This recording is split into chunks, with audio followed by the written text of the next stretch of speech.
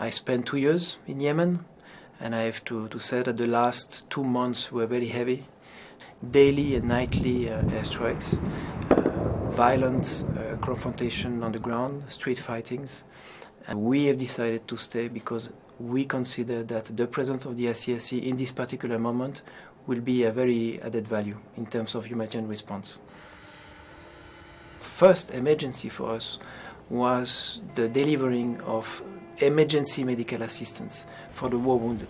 We received this assistance after 10 days of airstrikes, and then it was a big challenge to distribute it, and it was more complicated than we were expecting, because even if you have the green light from the different parties at the political level, at the field level it was a bit more difficult because the people on the ground in the checkpoint had some difficulty to accept that sometimes the assistance is going to my enemy, which is just some kilometers away. We were able to distribute all this emergency assistance to all the places in need. Today, most of the hospitals are running out of fuel, and this is the only way to be able to maintain the machine functioning.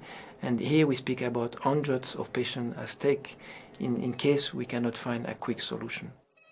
Pumping stations are running out of fuel, and this is a big issue because here we put thousands, if it's not millions, of civilians at risk because they are not going to get water. Quickly, you can arrive to a bit humanitarian catastrophe.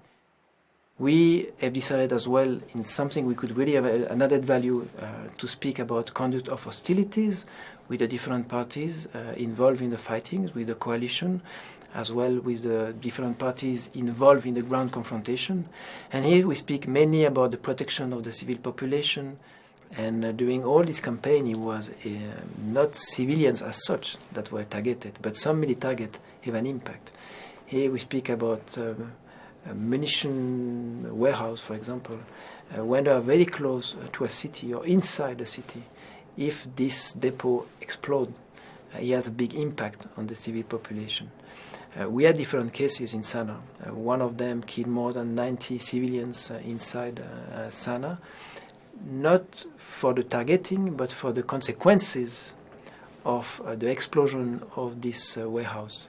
When we visited the place, there were so many unexploded remnants of bomb, of explosive matters there, and it was a big risk for the children playing with it or being around. When you have a military target, you have to take into account what could be the consequences. Like if we speak about the ammunition depot, for the population around. That you have to take into account all the different parameters to decide if you can attack this military target this way, or you need to use another way to reduce the impact. And you can use a big missile, but you can use ground troops to do something that will reduce as well the impact for the civilians. In terms of perspective, we know that ICRC will still have quite a lot of work in the months, if it's not in the years to come, for this still big instability.